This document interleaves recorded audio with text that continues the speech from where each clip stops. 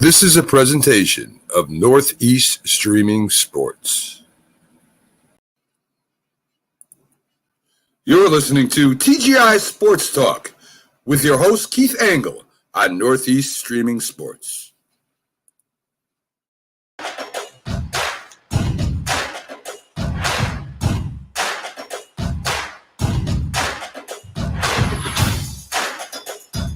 Good evening, everybody. Keith Angle for TGI Sports Talks, college, football, and a little bit of basketball huddle right here on Northeast Streaming Sports, TGI Sports Talk. We welcome everybody on Facebook, YouTube, Twitter, wherever you're watching us tonight or will watch us as the days to come. Sorry. Oh, guys, it's a lot going on. We've had the bowl games get started. We've had what else? We had a little bit of coaching news, some transfer news. We'll get into a little bit of college football, maybe some TV news. A lot of stuff going on. Nothing, it's funny. It's kind of a lull, but it's a lull before the storm. We've had some bowl games. We've had a few other things, but it just feels like a lull, right? And hopefully that will change once we get through the Christmas holidays. And we do wish everybody, this will be our last show before the Christmas holiday, whatever holiday it is that you celebrate, whether it be Christmas or Happy Hanukkah to our Jewish brethren, Kwanzaa, whatever it might be, Festivus, just enjoy and be safe and enjoy your families, whatever it is. So this will be our second to last show of the year, with the new year approaching us as well. And we'll have lots to chat about as we go forward. And we certainly welcome you and your topics tonight as we go forward tonight as well. As I said, we'll jump into the bowl games to date. We'll review the games that will happen between now and next Wednesday. It'll be just the three of us, the two of us tonight, I should say, the audience and myself. I want to go wherever you guys want to go tonight. So let's have some fun. We already got comments. John DeLon's in first thing this. He finds tinsel distracting. Good evening, John DeLon. John had gotten in here when I don't know how you do it yet. I know you do it through YouTube, and it's got to be something with YouTube that I don't get, because YouTube's not my strong point. I mean, I don't get, it's funny. Jesus, I don't know. We get thousands and thousands of engagements on Facebook because I can share it to various groups that are relevant, whether they be college football conference groups, whether it be college football groups in general. YouTube, though, is a different animal to me, and I haven't figured out how to leverage it to get the same views. So now we do get our regulars like John DeLon in, who we like to have in, but he always seems to get the edge on me. So I often the day before I'll put up a promo on Facebook and Twitter and whatnot, and then I'll set up the StreamYard, and somehow John gets a comment in here before I even start the show. I don't know how he does it. I don't know why it enamors me so much, but it does. It's an aluminum pole. It's got high height and strength ratio. I have no clue. John, if I didn't know better, I think you were with my old schoolmate Kenny Gifford up in Bleecker Mountain. Good evening, Augustine. How are you tonight? Good to have you with us. Subscription page. You can see it when the upcoming shows are coming. Oh, the chat's already open. I think you tried to or started to explain this to me, and I probably interrupted you at one point before, John. Well, thank you for that information. Now I knew something. I have something new that I know.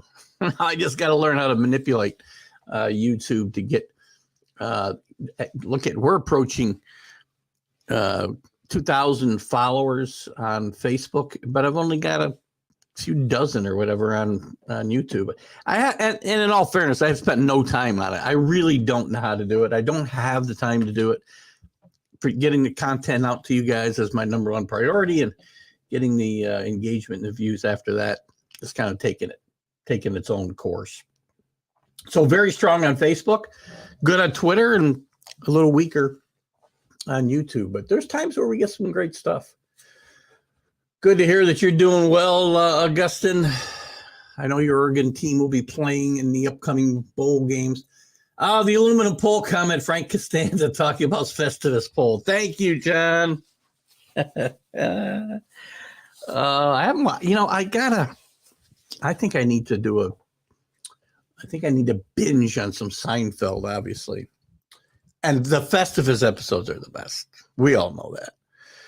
What's going on in the world of college football? We'll get into some basketball tonight too, guys, at some point as we start, once we get into the new year and get through the bowl season. We can't spend hours talking about transfers and NILs.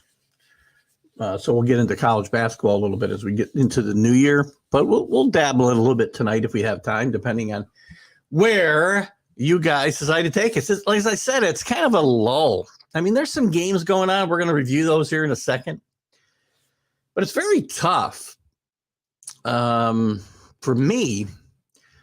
And I like to put a few shillings on a game, as you guys know, and I try to pick and choose a few bowl games. I don't bet them all. Jesus, you'd go broke. How can you pick? I can't even. It's very hard to keep up between the transfer portal and guys pulling themselves out of the bowl games because they want to protect their draft status, not get hurt. Don't like it. But how do these guys? It's an excellent point here. Here I am patting myself on the back before I even make it. If you're paying, I don't know, let's say Bijan Robinson, right? You're paying him $1 million NIL money. And he backed out of his bowl game. Wouldn't you have a problem and say, give me my money back? I really thought one of the positives, and I think there's a lot of negatives, and it's a very slippery slope, by the way, and I'll talk more about it here in a little bit. Maybe we'll talk about it right now.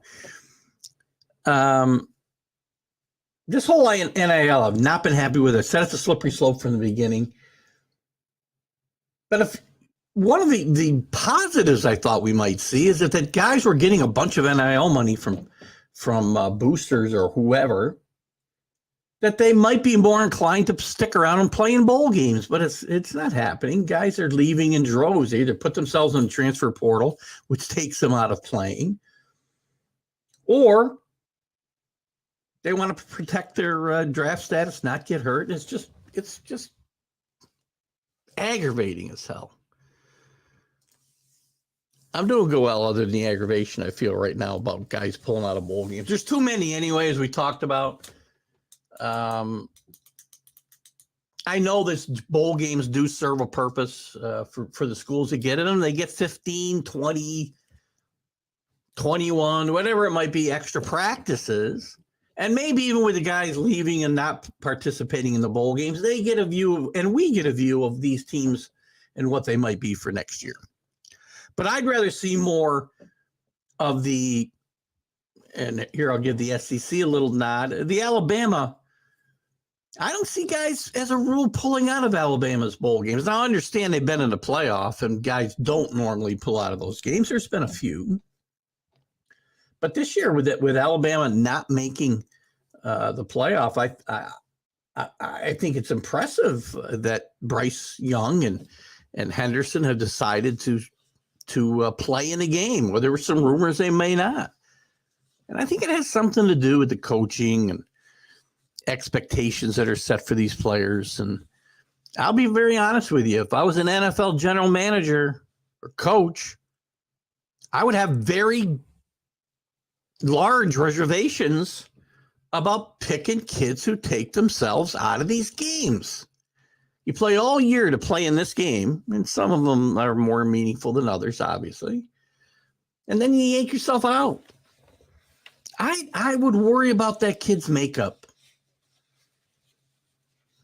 You know, could be just me. The Sun Bowl was a hard sell 15 years ago, and it's a really tough sell today. Very tough. Listen, and the Sun Bowl, I was just reading an article somewhere about the Sun Bowl.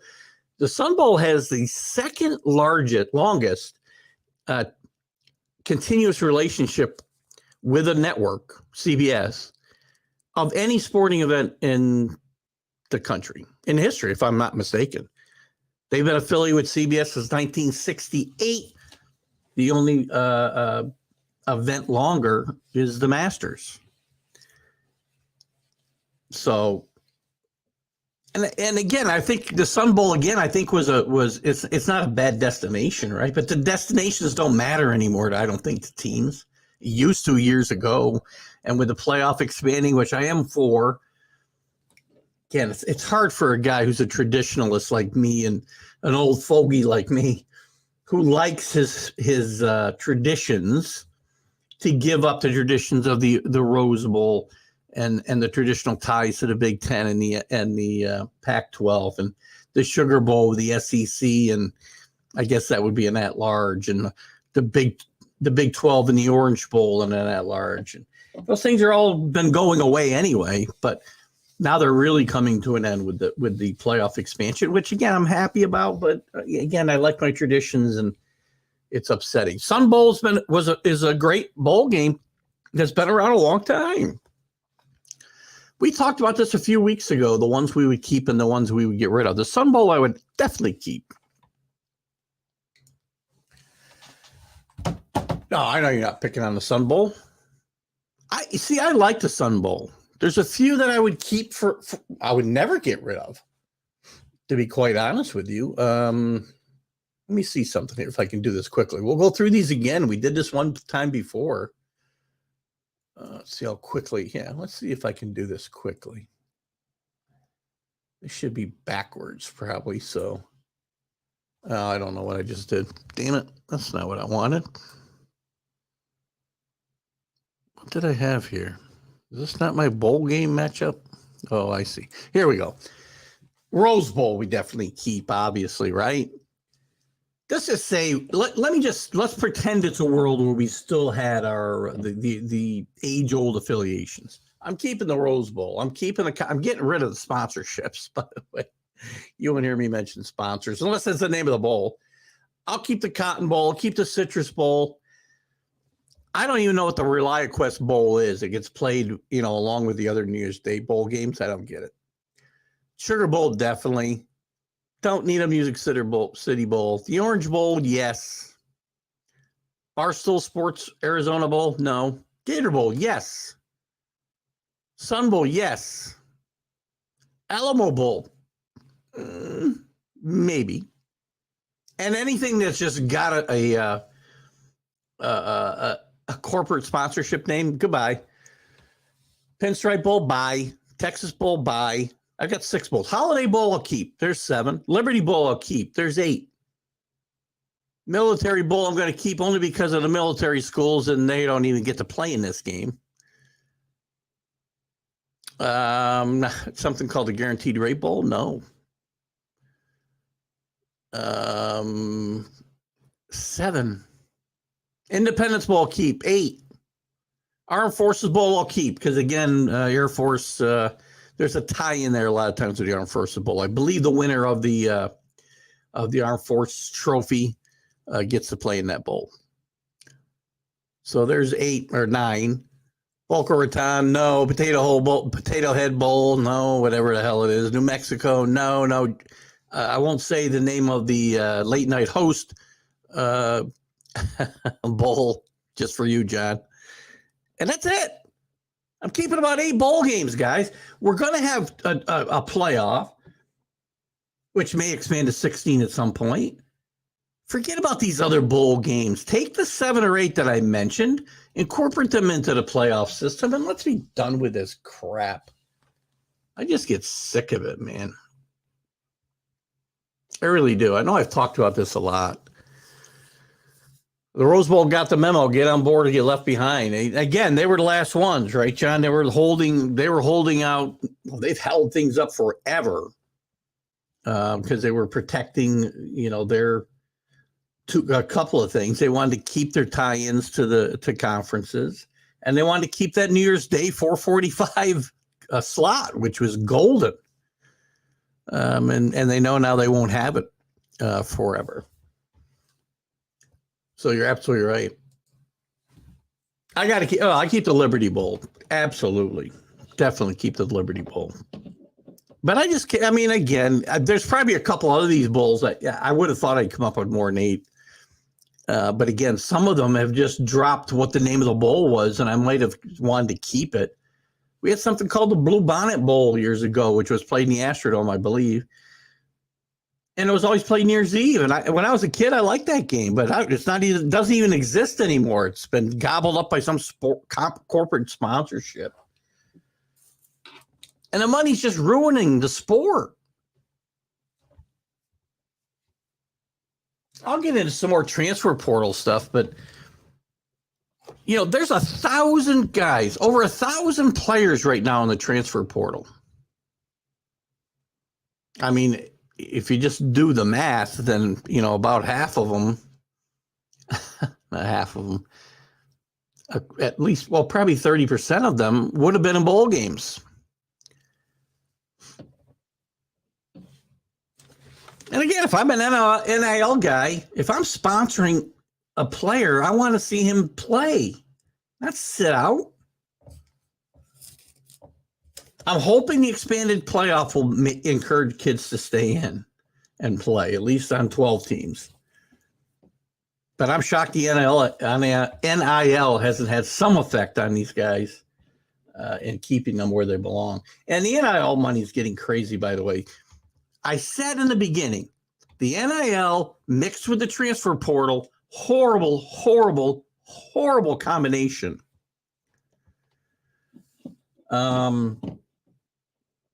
There's rumors this week. Drake May said he would be staying, the really good freshman quarterback in North Carolina, after some rumors that he may be looking to hit the portal, said he'll be staying in North Carolina. Well, Pat Narducci, the coach of Pittsburgh, now he didn't cite the teams, but he says that he was told that 2 teams had approached Drake May about transferring to the tune of $5 million. This is what's wrong with the transfer portal. The transfer portal would serve a purpose. You could keep it, but there's got to be some regulation, right? If you commit to a guy like Hugh Freeze, he signs a long-term extension and blah, blah, blah, and he leaves, well, you ought to be able to leave too without being penalized. Your coach leaves, you're going to let coaches leave. You can't penalize kids. Always said that for years. I mean, they would have to sit out a year when they transferred. But now you tie money. You're literally, I've been using the term free agent forever, that you can be a free agent. Hell, JT Daniels is hitting the transfer portal for the 3rd time. He's going to play with his 4th team in 5 years. So you're literally a free agent. And there is only a number. I thought you could only do it 2 times. Apparently there's a loophole where you could do it 3, and JT Daniels has found it. So literally you can be a free agent anytime you want, and now you're starting to be able to throw money at guys. And as these conglomerates, I don't know what they're calling the coalitions that come through at these schools to put money together to lure these kids to their school. $5 million for Drake May, great player. Should be throwing that money at these guys. You got guys who stick around for a 5th and 6th year of eligibility, and they transfer to get more money. You've seen it a lot in the last few years. They would get more money staying in school than they would if they went into the NFL draft. If they were to be drafted in the late rounds, let's say, or even mid rounds, are you better off getting $500,000 to $1 million guaranteed in school, or even less, or going to the NFL where I think Brock Purdy got $77,000 signing bonus.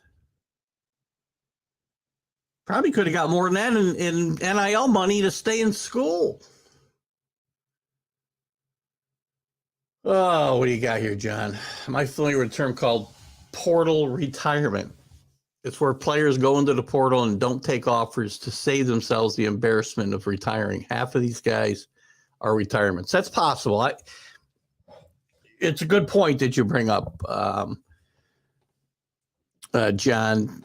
And again, how many of those, you say half, the number sounds high to me, but you could be right. I'm not in a position right now to argue that fact.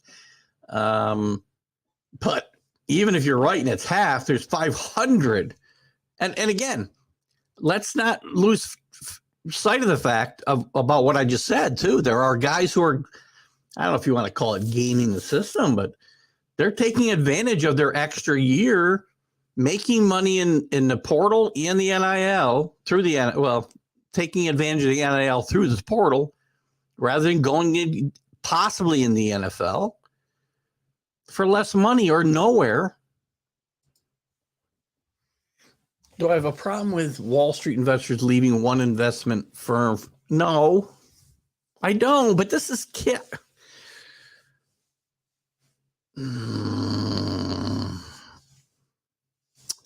hypocritical double standard for college players. I have trouble comparing the two, John. I mean, again, these kids aren't employees of the school. I mean, if they made a commitment, and I understand it goes both ways, that, even if they have even if they have a scholarship, that scholarship could go away. There's no loyalty from the schools. The kids either produce or lose their scholarship as a rule. But again, I understand where you could perceive this as being a bit of a double standard coming from the way I'm portraying it, I guess. I don't know, but listen, I'm not for college kids making money necessarily.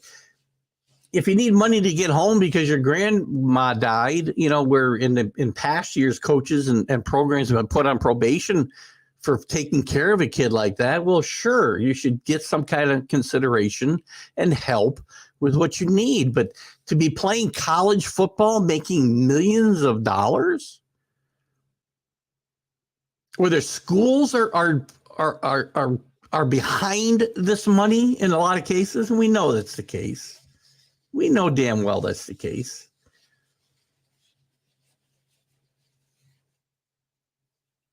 And you tie it to the transfer portal. You want to be a professional athlete, then just go pro. Don't do it. I mean, does the term student athlete mean nothing anymore to anybody?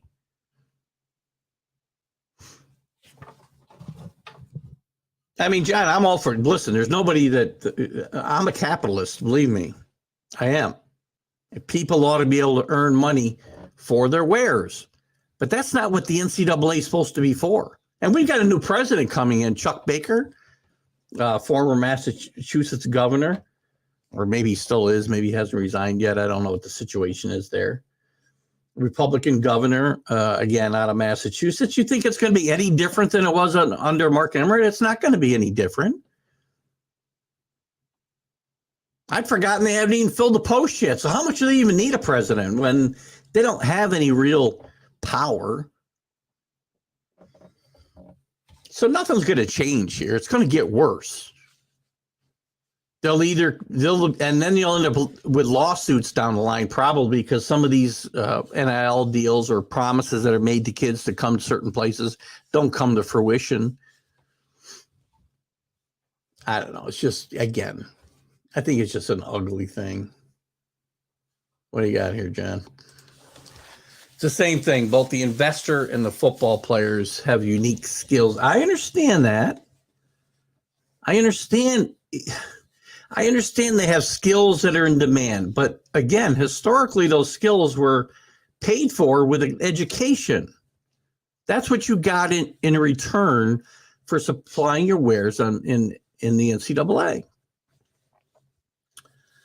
And I know there's a lot of money being made, and I know that the argument is the kids ought to be able to get their share of it. But it just doesn't feel right to me. And again, I understand the argument, believe me. And if people think that the Charlie Bakers of the world are going to fix this thing, they're not. He's a political person without any political pull, really none. If the NCAA thinks they do, they ought to come up here to the Northeast and find out. He is not one of the more powerful governors in the country, not even in the Northeast, certainly not within the Republican Party. This isn't a political show, but he's known as a rhino. And you probably understand what that is if you follow politics. Oops, I missed this one. Sorry. The system will work itself out. Yeah, it'll work out because schools are going to schools. The schools, yes, will overextend themselves because anybody doesn't think the schools are involved in these things are, just burying their head in the sand. Schools will learn that paying kids to a certain dollar amount is destructive to both the kid and the football team. Hey, again, though, do you want to leave this? Should we leave this up to the schools and for it to all figure out while some lives maybe are ruined or programs are ruined? I don't know. It's a tough situation. And sometimes, and there are times that I think part of it's good. I hope so, John, because the game's heading in a bad direction, whether it be all the money, because there's so much money involved, right? And there's nobody policing these guys. Nobody. Who is policing these schools and these conferences? They're left to police themselves, which is, we all know, a recipe for disaster. John's busy tonight. Texas A&M and Miami from this year will become cautionary tales. They should be. Texas A&M is a great example, and Miami. Probably more Texas A&M though, because they've not only gotten burned from the NIL side, but they gotten burned with a coach that isn't earning the money he's being paid, and he's owed too much money to buy him out.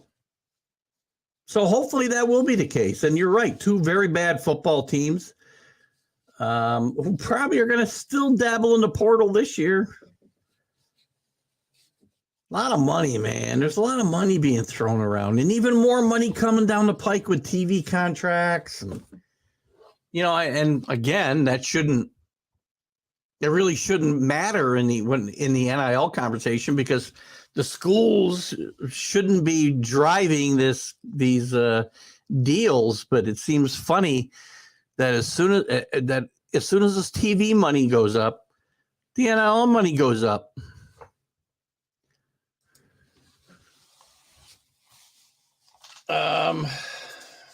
I don't worry about the lives ruined, because you can protect fools from a lot of things, but you can't protect fools from themselves. Well, I don't disagree with that. But again, these are universities of higher education, institutions of higher education, higher learning, who should be molding young men, not destroying them. Get them an education. And I know that's Pollyanna-ish thinking. But and there are still some student athletes, actual student athletes that participate. And I want to see more of them. That's all. Again, if they want to make money, then we need to just set a rule and let them go to the NFL and make money. If they're not ready, then have a minor league. You've got the USFL. Make it a minor league system for the pros. Whatever. College will be ruined. Yeah. There's a possibility, John. You're probably right. It'll work itself out. But if I sat back and waited for every problem in my life just to work itself out, man, I'd have gone under a bunch of times. A lot. I don't know. We'll see.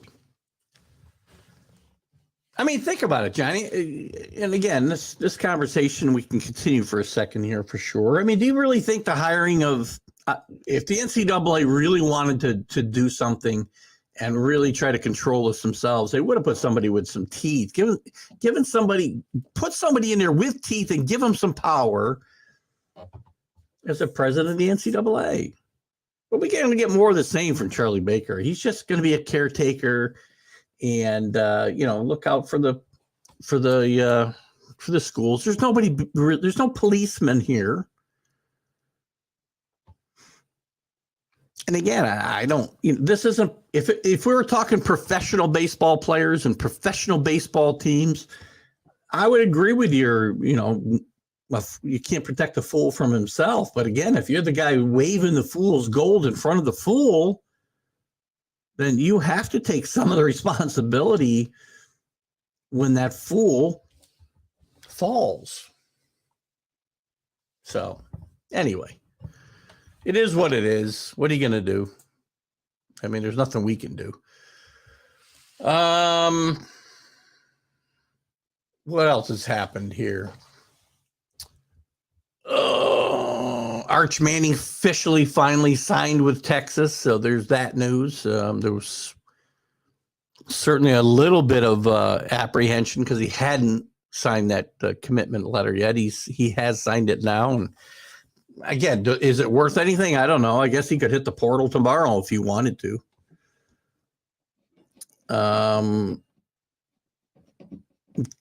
Daniels, I mentioned JT Daniels earlier. His fourth college team will be Rice University. NC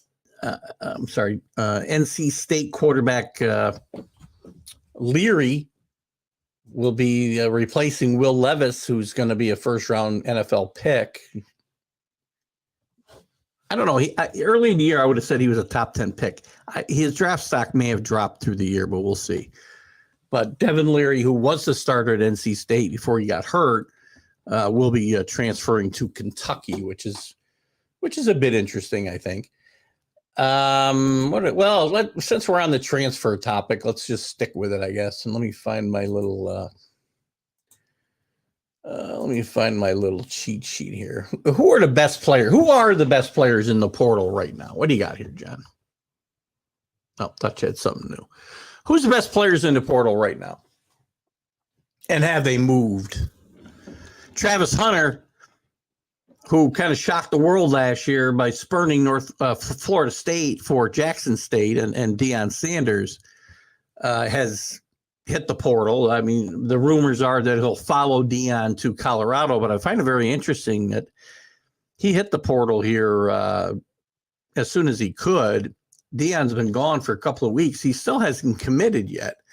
And he's also talking to Georgia, Miami, and I'm guessing Florida State again, among other schools. We mentioned Devin Leary. He's picked Kentucky. Dasan McCullough, linebacker, going to Oklahoma from Indiana. Oklahoma had really good talent last year. I know that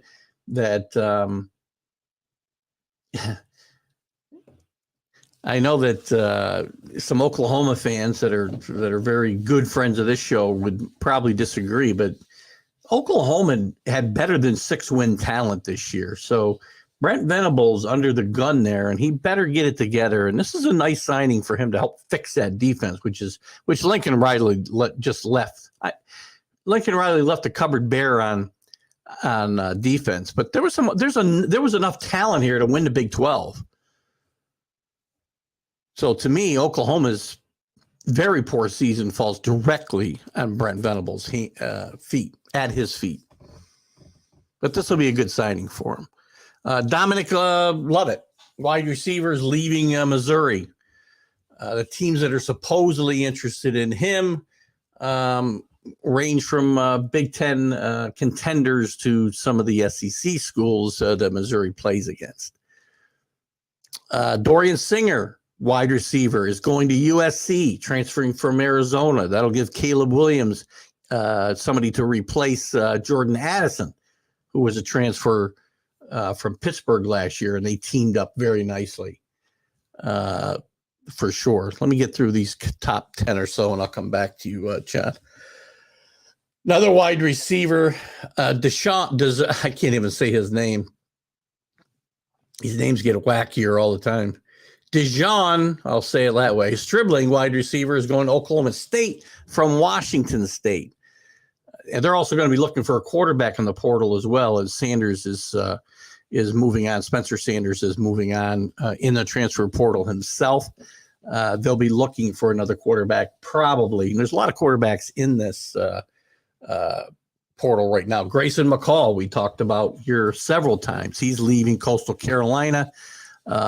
He's visiting Auburn this week. John, you might, if you want to weigh in on Grayson McCall. I think he's a really good quarterback with a good chance of playing the next level, and I think he could help many of these teams, including Auburn, and maybe some other SEC teams as well as ACC teams going forward. So I don't think there'll be a shortage of teams in play for Grayson McCall.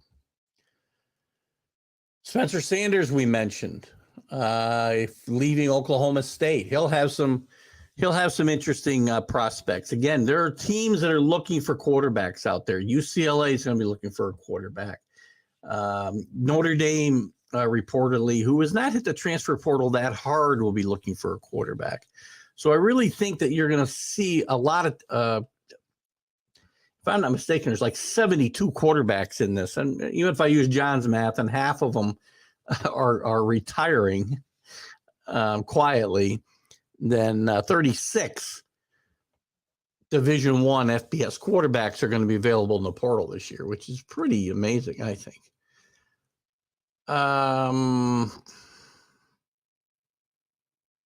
What we got here?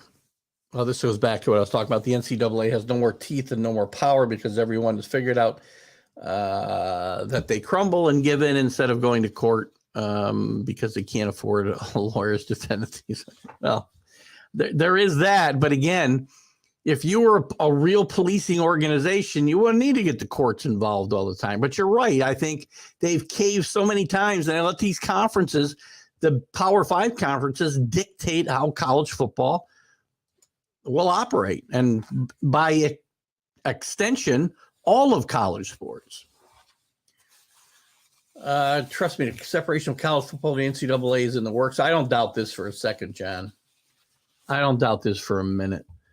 Whether it's a good thing or a bad thing, that's for a different night, probably, because I'd have to, for me to have a reasonably informed opinion, I'd have to look into more what the pros and cons of this type of separation would be. And there's going to be. Well, there's going to be lots of cons. There's going to be lots of pros.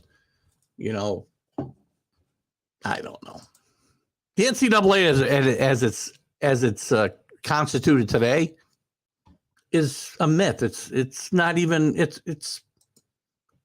worth having. So if there's a better system out there, well, I'm all for it. Just don't leave people behind, John.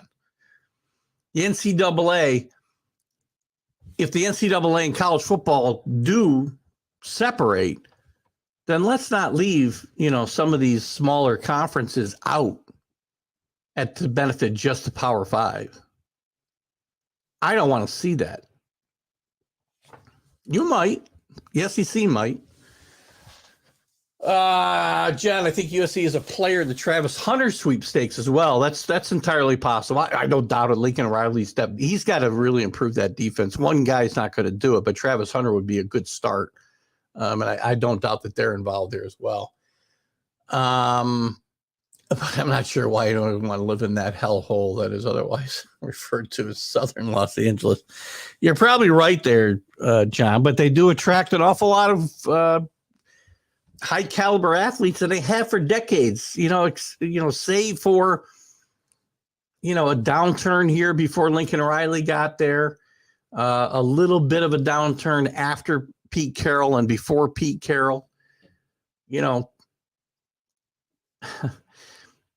Southern Los Angeles is not much different than it was in the 60s when John McKay was getting, the best athletes in the country to go to it, or at least, again, some of the best, a lot of the best athletes in the country to go to school there. But I don't necessarily doubt what you're saying there. Who else we got in here? Shedeur Sanders, speaking of Jackson State, he's a sophomore only. He'll be looking to move on from Jackson State. Will Deion look at him? He'll probably bring his kids in for sure. I'm sure to Colorado. Will he look to bring, a whole wave of players from Jackson State? I don't know that it'll be a whole wave of players because I don't think, that's what's going to compete out there. Plus you got all the kids that Deion comes in there and they had committed to Colorado and he says he doesn't want them. So those kids have got no choice but to hit the portal and hope for the best, right? Who else? What other big names? Tony Grimes transferring from Carolina, cornerback. ACC honorable All-American. Honorable mention for all ACC cornerback. This was not a good defense, and they're losing their two best cornerbacks. What is Mac Brown and Gene Chizik going to do next year when they're losing the better part of their defense, which wasn't very good to begin with, to the portal? I know there's a bunch of other names. I wanted to look at some of the quarterbacks. DJ Uiagalelei. I wonder how close I was. Transferred from Clemson after Corey Kluber took his job over and you saw the passing of the torch in the ACC championship game. He'll get some look. He's looking to get home, back closer to home. Not a guy I don't think Deion will be interested in. I'm not sure exactly where he's going to fit out west. He might end up with a Mountain West team. Who knows? But I don't think this. I think there's every chance DJ doesn't land with a Power 5 school. Ukulele. I've called him everything probably, but including that probably actually, Jen. What do you got here? Did I miss one? I did. Skid Row. Yes, there's Skid Row everywhere, by the way, John. Every big city in the country's got their Skid Row. It's a city 3.5 miles from campus. And it's one of the largest stable of homeless population in America, normally having between 10 and 15,000.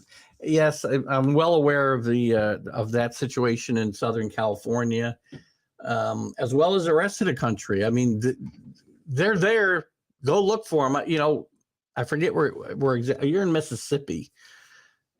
Maybe you don't have a vast homeless population in Mississippi, but all I got to do is drive 2 hours south to New York City, and I can find the same type of communities there as we're talking about in Southern California. Probably not as large because, look at even homeless people are smart enough to go to a warmer climate. If I got to live out in the open, I'll hitchhike my way across the country. And again, that's neither here nor there. Who else are we looking at here? I think it's going to be interesting myself. Again, as far as I know, Brian Kelly did get heavily involved in the transfer portal in his first year at LSU. Notre Dame under Kelly in the first year under Marcus Freeman has not dived too deep into that pool of transfers. So it'll be kind of interesting to see what they do. There is a lot of talk that they're definitely going after a quarterback. Pine hit the portal himself this year, who started most of the games for Notre Dame this year and probably at least half of them last year. So it'll be interesting to see what Notre Dame does, and as they take a little bit of a different direction. A little harder to play the transfer portal game when, and again, Notre Dame's lowered its standards through the years, has lowered its standards through the years as far as academics go.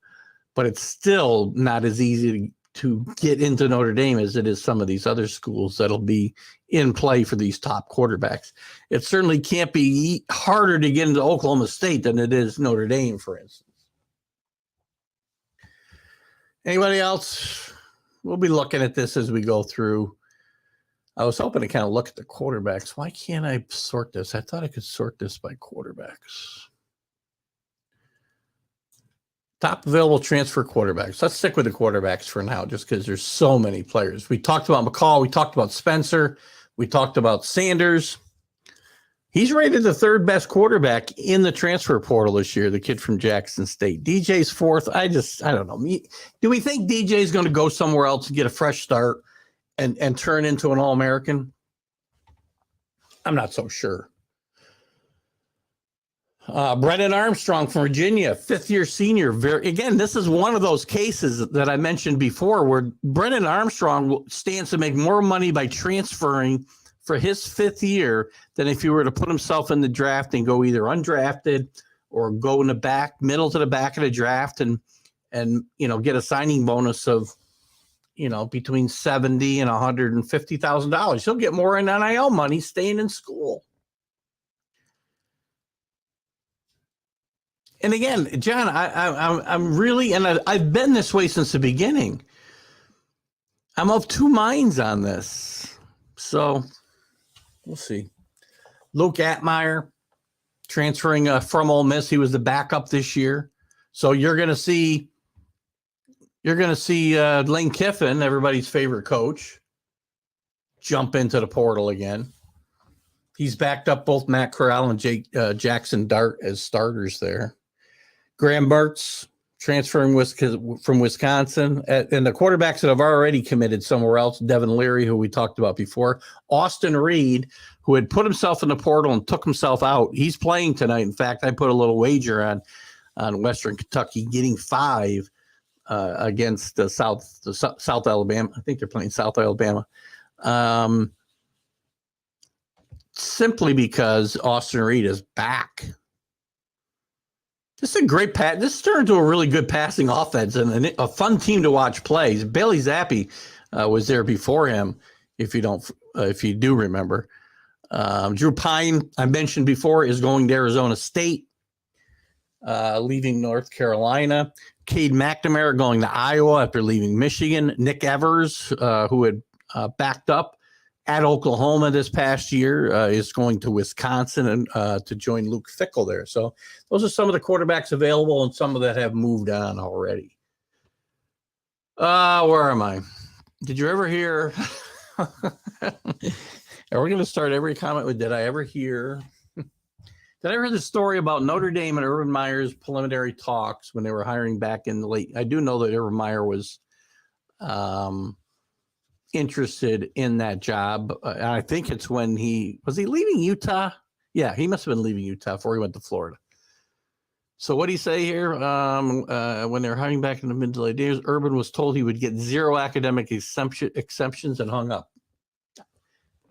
Have I heard that exact story? No, but do I doubt it? No. Again, there are some schools, and Notre Dame has done a great job through the years being able to compete at the level they have and keep up, for the most part, the academic standards that they want. Yes, they've lowered them, but it's still a well-regarded institution of higher learning compared to some other schools.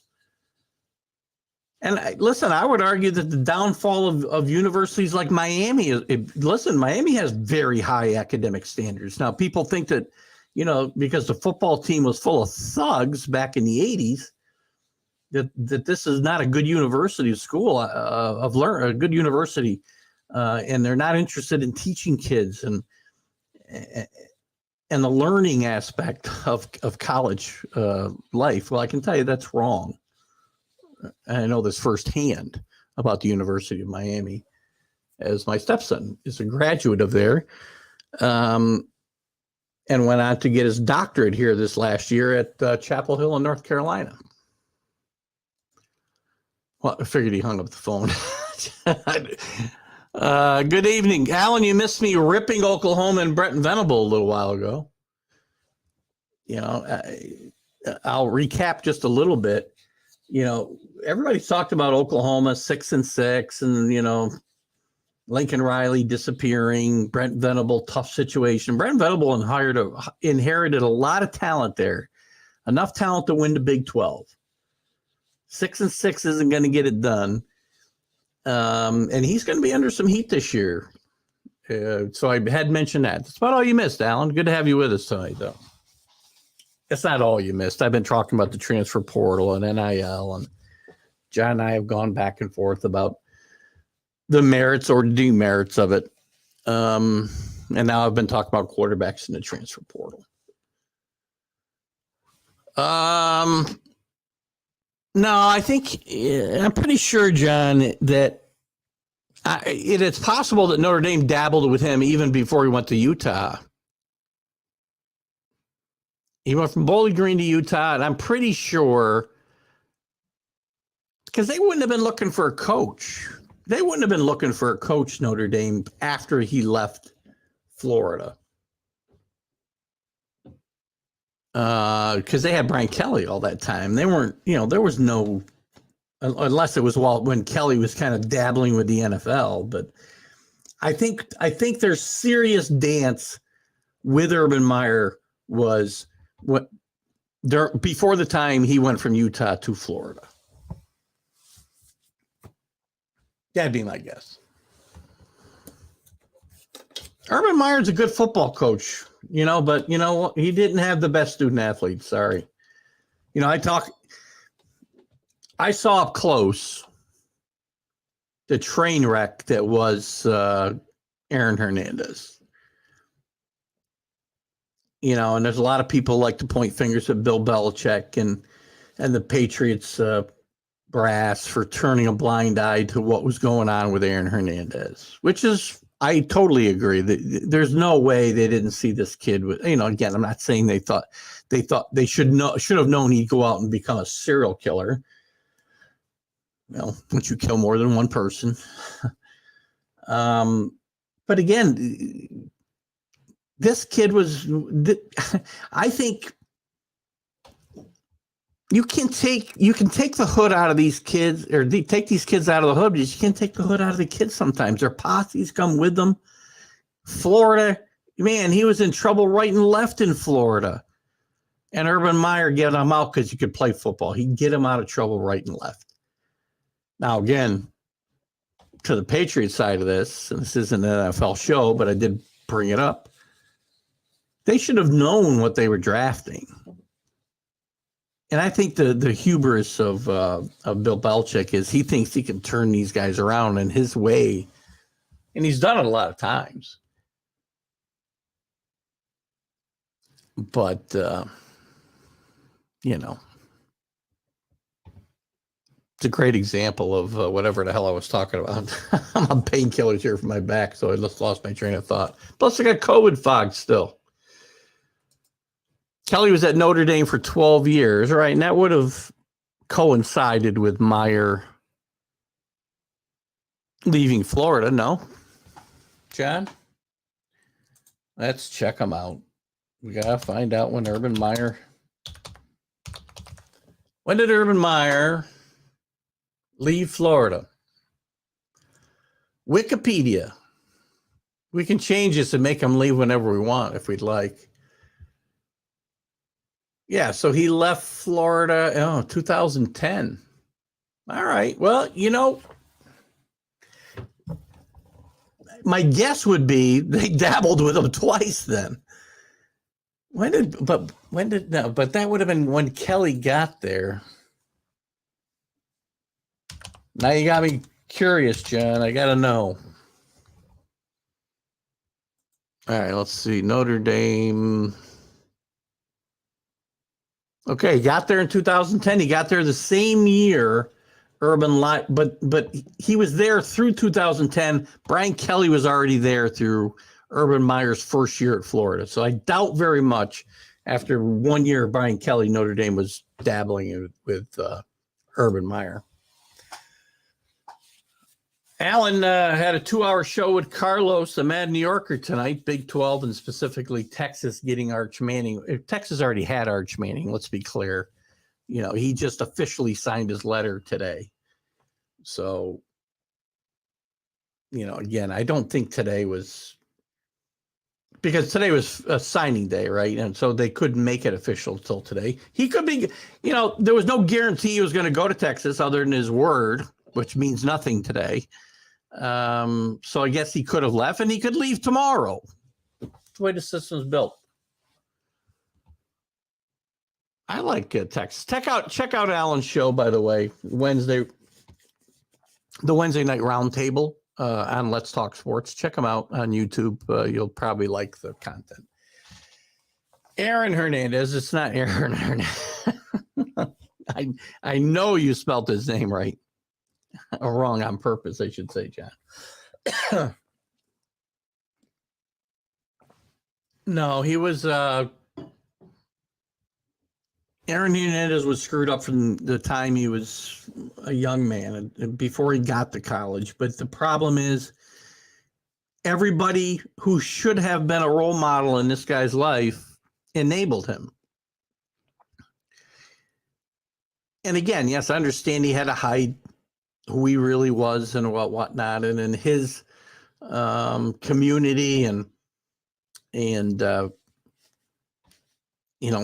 probably the people he was hanging around with, that was not going to be something that they'd be happy about. But you can't deny the fact that the trouble that this kid got in, for whatever the genesis of his acting out was, every time he acted out, it got worse. And he was enabled by high school coaches. He was enabled by Urban Meyer and his coaches. He was enabled by the New England Patriots. Because all of these people had to see the warning signs for this guy. I don't think they necessarily should have seen he was going to become a double murderer. But you had to see what a mess he was. And John saying the Arch will never live up to the hype. What would he have to do to live up to the hype, John? And again, I still think Arch Manning made a mistake not going to Ole Miss. But what would he have to actually do to live up to the hype? I mean, if he were to throw for 3,500 yards and 35 touchdowns, win a national championship, one national championship, he stays 3 years at Texas and goes pro. Let's just say he averages 3,500 yards passing and 35 touchdowns a year, wins one national championship. Is that not living up to the hype? And Texas, no, remember, Texas hasn't won a national championship in nearly 20 years. What does it take to live up to the hype? I tell you what, you got to watch. ESPN has a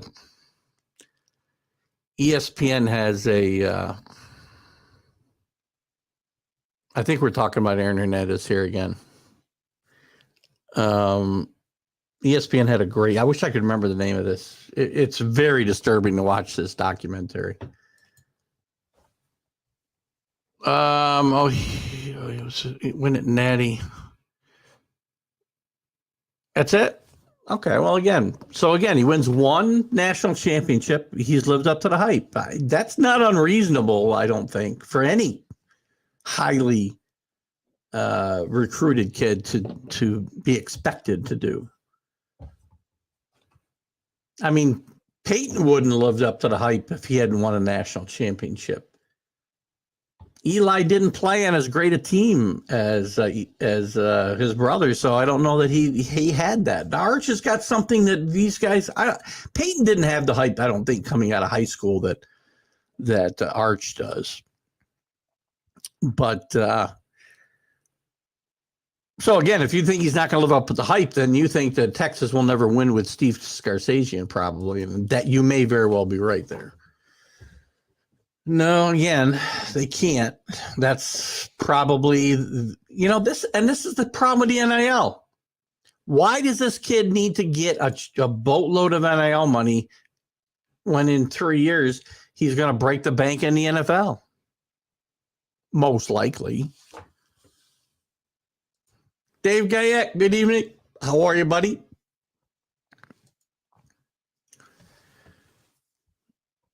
Three for 40? 30 for 30. How did you get to 3 for 40? I believe it was a 30 for 30. I mean, if you have ESPN Plus, John, you can go through their, and I would recommend it if you don't, get ESPN Plus, man, because the live sports, football, basketball, anything you want to watch is just phenomenal. The original programming is all there. It's one of their documentaries. It was probably a 30 for 30, but there's some other things they don't classify as 30 for 30s. But it's a really good documentary. Very disturbing, but if you want to get into the mind of Aaron Hernandez, man, it's some good stuff. Oh, all right. What are we going to get into here now? Let's take a quick look at some of these bowl games that have been played thus far.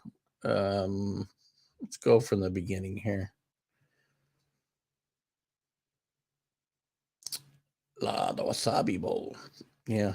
Nobody cares, man. Here we go. The Duluth, let me just stick with their names. The Cure Bowl, I guess I can't. That's part of the name. Trading Cure Bowl. Who cares? Troy played UTSA. I'll tell you who I took, and if I bet them, I'll tell you, I have been several college, take all the game pools. I had UTSA in this one, and they came out at the bottom here. The Trojans become the first team to win a bowl game with less than 175 yards of offense since UCLA in the 2002 Vegas Bowl. So this was not a very exciting game. I like UTSA. I like Coach Trailer's approach here, and I think they are going to be they're ranked 25th in the country, I believe. I think they will be one of the teams that are vying to be this group of five power here over the next several years. The Bahamas Bowl, UAB beats Miami 24-20. I can tell you I had UAB. I did not bet the game. I don't know. Nothing necessarily exciting comes out of this for me. The Wasabi Fenway Bowl, I did have Louisville, and I bet Louisville over Cincinnati in this bowl game. This had two interim coaches. Kerry Combs was coaching at Cincinnati for Luke Fickell, and Deion Branch, interesting enough, Patriot fans who remember Deion Branch, was coaching Louisville after Scott Satterfield had left to replace Fickell at Cincinnati. So a very interesting matchup here. And this was a game that Cincinnati was never in. Louisville did a very good job of dominating them. Louisville, could be some interesting things coming here with Coach Brom coming in here. Could be an interesting interesting period for Louisville. If you guys have any comments on any of these games that have been played so far, feel free to throw them in here. In the Celebration Bowl, North Carolina Central put a damper on Deion's, or let's just say Coach Prime's exit from Jackson State. They beat them 41-34 in overtime. I do believe NC Central controlled a lot of this game. They were ahead a lot of this game, and Jackson State made a run, but just came up a little bit short. Oregon State just demolished Florida in the Las Vegas Bowl. Coach Napier's first year at Florida comes to an inauspicious ending. Things at Florida are not good. Recruiting has been the problem. That was a problem with Dan Mullen. They can't keep up with the halves in the SEC. The rise of Georgia has directly led to the demise of Florida, in my mind. It's not a coincidence that those two things have basically coincided. I'm sorry, the LA Bowl, I'll leave out for John's sake, let me get rid of this. I got a band playing here. I'll leave out the late night host, who's for some reason named this bowl hasn't on its banner.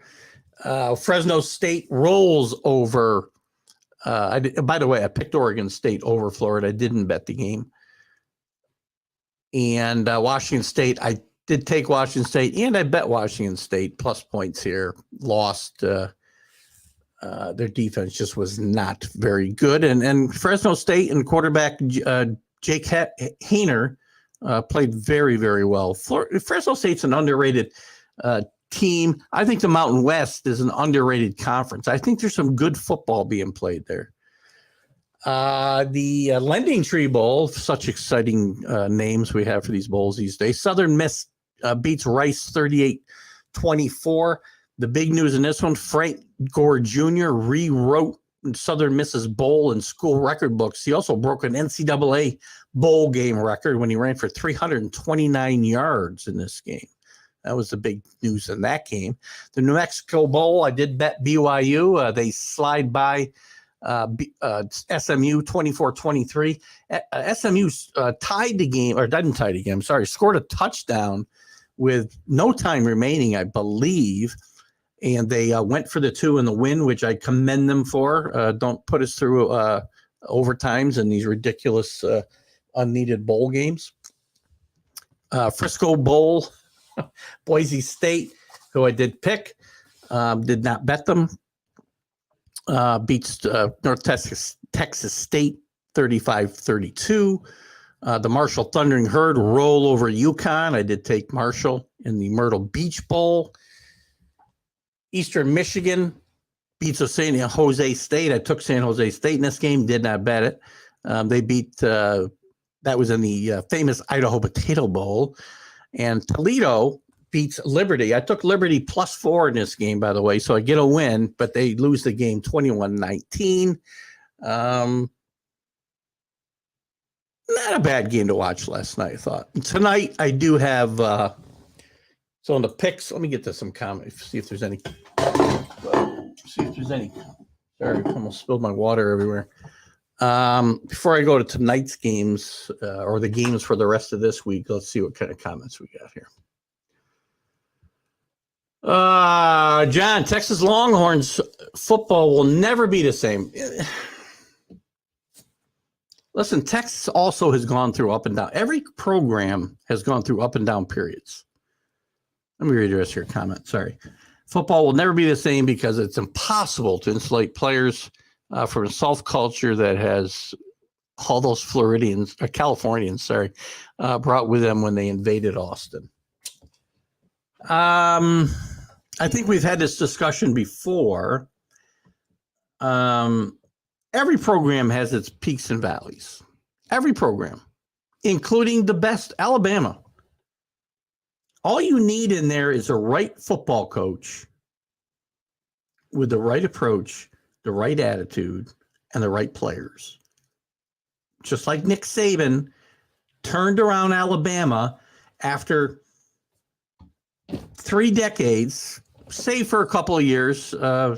Coach Stallings, Gene Stallings won a national championship. But save for a couple of years, for 30 years, Alabama was not a top program in the NCAA most years. They went through with 10 coaches. Don't know if that number's right, but they went through a lot of coaches. And some didn't even make it to 2 coach because they had to go to strip clubs after they signed. So all of these programs go through ups and downs. Texas is going through a down period. They went through a down period before Mac Jones got there and won a national championship and could have won another one. Oklahoma's been through these ups and downs. USC, with the very soft Californians that you say have permeated Austin, was a dynasty 2 times with bad years in between. So therefore, no natty for Arch.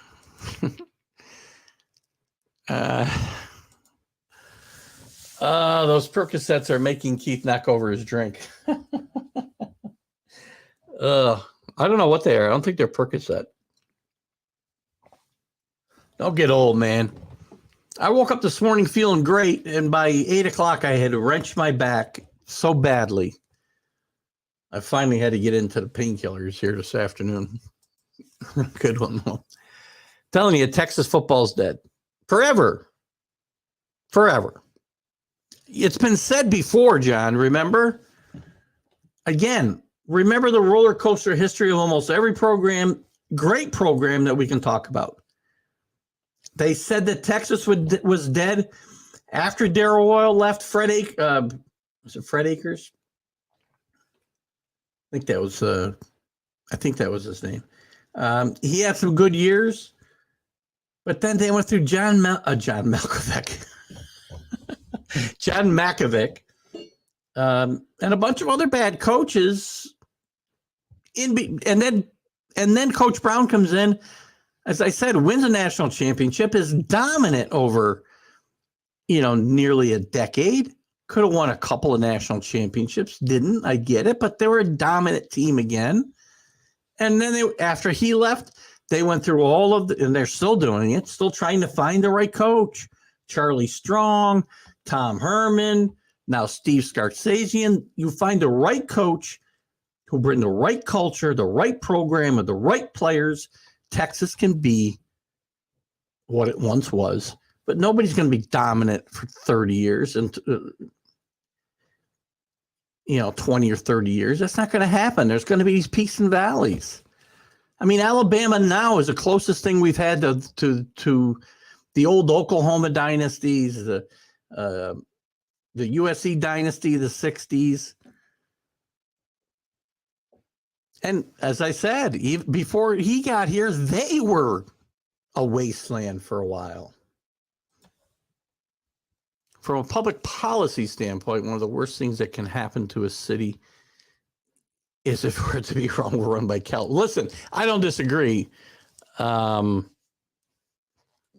a political standpoint, I would not want my neighborhood overrun by that faction of people. Let's just say, without getting too deep into politics here. Well, John, that's a pretty strong prediction because forever is a long time, John. Teddy KGB coached at Texas. Teddy KGB. I'm having a hard time figuring out who that is. You had no idea? About what? You got to tell me what you got no idea about now, John. All right, let's get into some other of these games that are going to get played in the next coming days before we all meet again. Tonight, I told you I took that game didn't start, I hope. No. Do I have my bet in? I do. I got Western Kentucky over South Alabama tonight in the R&L Carriers New Orleans Bowl. I have such a hard time. Thursday night, I like Air Force to take on Baylor. Take Baylor. They're going to take on Baylor no matter what, I think. But I think Coach Calhoun is one of the best in the country, and I think that they'll have enough here. They're going to be dogs against Baylor, but I think it's hard to prepare for that type of offense and replicate that in practice. And I think they'll get the upper hand here. Plus, I think they've won 3 straight bowl games now in Detroit, Calhoun. Houston and Louisiana State on Friday at 3:00 in the Radiance Technologies Independence Bowl. Let's just call it the Independence Bowl. I'm going to take Houston over Louisiana here. I'm going to take Wake Forest. Sam Hartman's a name, by the way. We talked about the transfer portal and quarterbacks. A lot of rumors that he will hit the portal after this game. We'll see how that works out. Missouri already without one of their standouts in this game. I like Missouri played much better football later in the year, but I like Wake Forest after a very bad finish to the season to kind of wake up and win this game. Probably the over is a good bet in this game, by the way. Middle Tennessee and San Diego State in the Hawaii Bowl. Good trip for those guys. I'll take San Diego State here again. I think the Mountain West is underrated. San Diego State's a team that the Pac-12 is looking at for when USC and UCLA leave. And I think it'll be interesting matchup here, but I'll take San Diego State. Monday, we've got Bowling Green in New Mexico and the Quick Lane Bowl. Bowling Green, just because I got to pick somebody. Tuesday, we got Georgia Southern and Buffalo. I'll take Buffalo just because they're going to be very happy to be out of the snow in Buffalo and get down to Alabama, where it may not be beautiful, but at least they'll be out of the winter time for a little bit. I'll take Buffalo. We got Memphis and Utah State. I'll take Memphis. I'll take the AAC team here over the Mountain West team. Coastal Carolina and East Carolina. No McCall, obviously. No coach for Coastal Carolina. I'm going to take East Carolina in this game. And we'll have Wisconsin and Oklahoma State that same night at 10 o'clock in the Guaranteed Rate Bowl from Phoenix. I'll take Oklahoma State just because I always do, because I love my Gundy. So that's all the games that we'll have before we're back on the air again. Oh, yeah, now I get it. I get it now. John Malkovich, yes. Great movie rounders, by the way. Gosh, that's twice you got two great references there, John, and I missed them both tonight. Great job. Great job. John Malkovich, by the way, one of the great actors. I love John Malkovich. If you're not watching Space Force, I don't know if you guys are into kind of the name kind of comedies. Space Force on Netflix is really awesome. Steve Carell and John Malkovich star in this show, and there's a really good cast, and it's funnier than hell, I think. But funny subjective, right? And by the way, I also think if John Malkovich were coaching Texas, they'd probably have a better chance at winning. Couple other items. I don't know if Alan's still with us. The timeline for Oklahoma and Texas to leave the Big 12 is moved up a year, which, as I said before, I thought it would be. It's not going to be 2025 now. It'll be 2024. They're still negotiating what the buyout will be, but this will happen. And it could be the Big 12 wants them. I would have said this was a done deal when the Big 12 had their meetings here a little while back. And when it came to new business, the Oklahoma and Texas presidents or representatives were asked to leave the room when they discussed future business. So I was pretty sure that these guys were not going to be around the full 2 years. So there'll be 1 year of a 14-team Big 12, unless we have more realignment before then, which is certainly a possibility. What else has happened? There's talk with the Pac-12. They're negotiating a new TV deal, and obviously trying to get something close to at least what the Big 12 got with their new TV deal. Rumors circulating, that they will be looking to possibly have Amazon partially or totally involved in this TV contract, which I think will be very, very interesting to see what happens to my prime rates at that point. It's already gone up, I think. I want to say this year I'm paying $135. Maybe it's more. I don't remember. But it's gone up every single year. So I first got Prime at like $50. And it's gone up nearly 3 times that since I got it 10 years ago. Still worth it with movies and original content and sports, I guess. I guess it's still worth the money. Thank you. I try hard to use the cough button when I can catch it. Thank you for that, John. What else did you guys want to chat about tonight? I thought I had a couple other items. Let me take a quick look.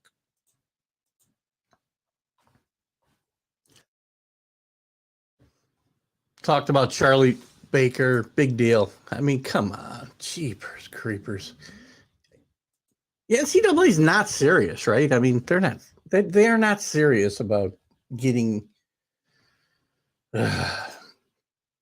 John, let me ask you, because I'm not sure if you joined. I think you might have joined us this year when we started football. I do move into basketball. Are you an SEC basketball fan as well? Or is there, are you not a basketball person? I'll ask you that very briefly, as I'm going to go into a little bit of basketball news right now in our last 10 minutes, just to kind of start getting us stretched out here. We've had some teams off to some decent starts in college basketball. Looking at the top 10 right now, Purdue. This is a good Purdue team. We saw a great Purdue and Baylor game in the NCAA tournament last year. If you remember, they're currently ranked number 1. Painter is one of the, I think he's an underrated coach. Maybe he's underperformed as far as winning a championship with some of the talent they've had, but they really started to turn things around, getting the offense as part of the game to match the defensive intensity that this team brings to the court.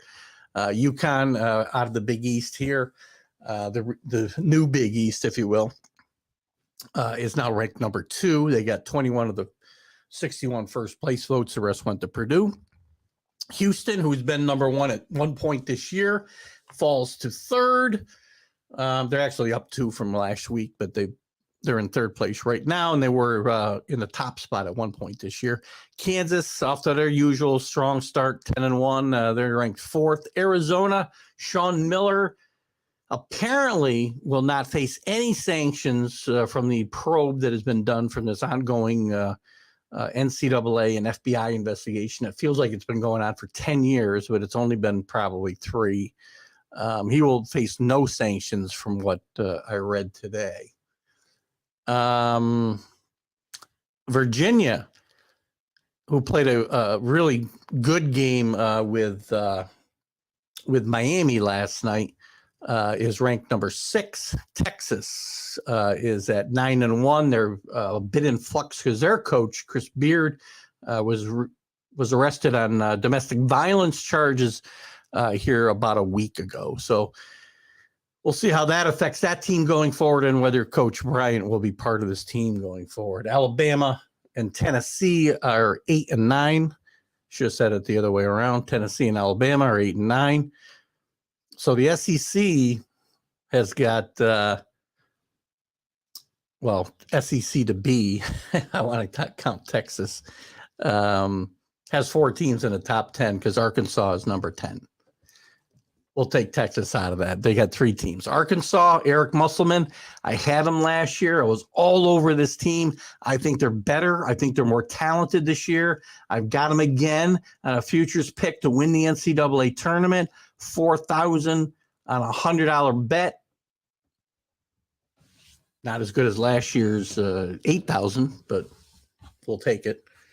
What do you got here, John? John's got a couple of comments here. So, got that one. More of a casual basketball fan, but hopefully you'll tune in and kind of stick with us when we do basketball. I don't want people tuning out, but we do much better with football than we do basketball. So the show will remain, mostly football as long as we can, but we do move it towards basketball with less football once the season totally ends, of course. John's a bit of a fair weather LSU fan, so you've been really not much of a fan recently, I guess. Just kidding. LSU's had their problems with the NCAA and investigations as well here in the recent past. The remainder of the top 10, Gonzaga, soon to be heading to the Big 12 to play basketball. Most likely they're at number 11, up 4. They've already lost 3 times this year, which is probably the ties the number of games they lost the last 2 years. Baylor, who beat Gonzaga a couple years ago for the national championship, as we all know, comes in at 12, 8-2. UCLA 10-2. Duke 10-2, playing really well under their first year coach Mississippi State 11-0, a little bit of a surprise in the SEC. We'll see what happens now that league play. Remember, league play is just getting underway now as we speak.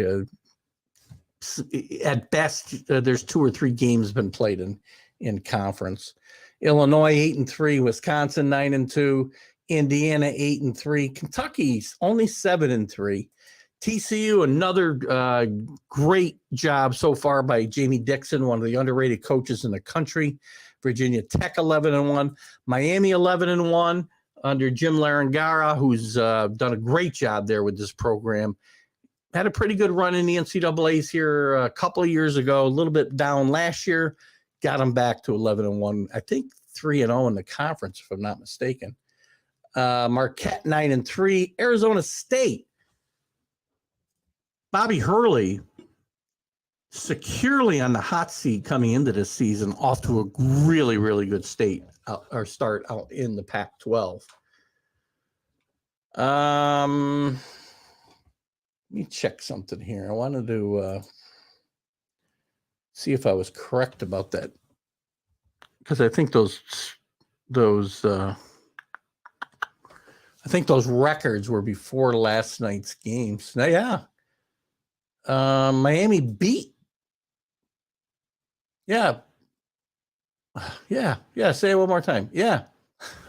Miami beats Virginia in a good one last night, as I said, 68-64. I just wanted to double check that I wasn't dreaming that last night. I watched a lot of this game and kind of fell asleep. I've been sleeping about 3 hours a night lately. So I tend to fall asleep before it's time to go to bed, which is really a bad thing. So some interesting stuff going on in college basketball. There's some coaches, that need to kind of there's some coaches that came into the season in trouble. Jeff Capel at Pittsburgh, probably not helping himself out. I mean, they're 8-4. They're not off to a bad start after just an awful year last year.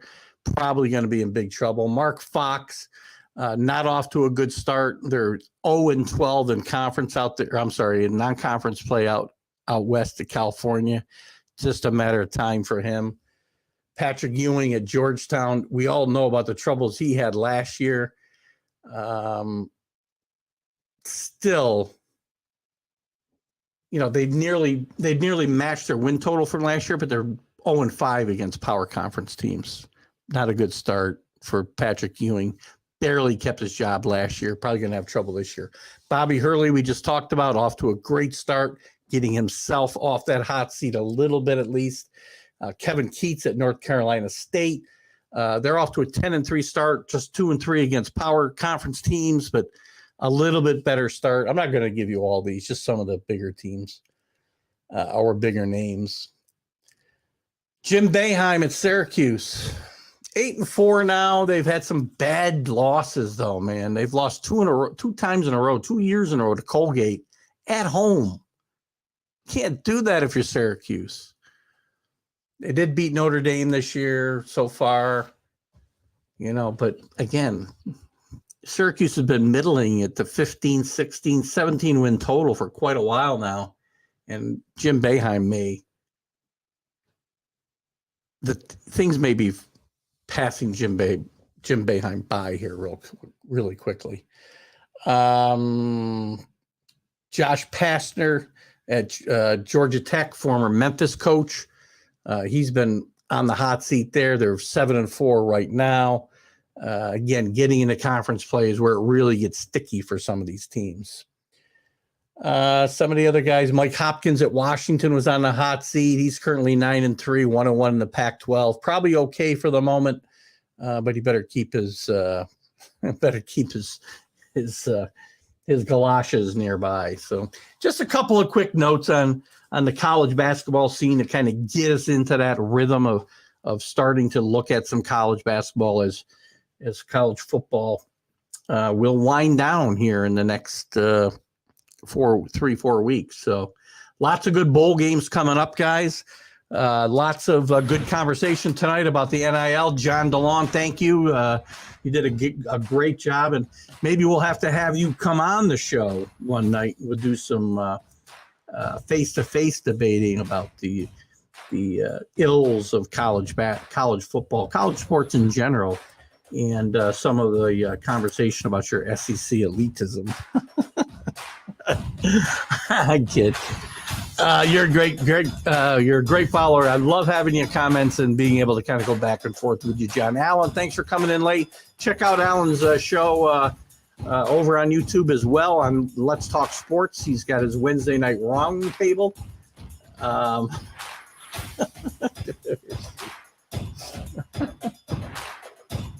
Mostly kidding. Listen, I'm mostly kidding as well when I say no. Oh, no, I'm mostly serious. Oh, gosh. Anyway, guys, thanks for being here with me.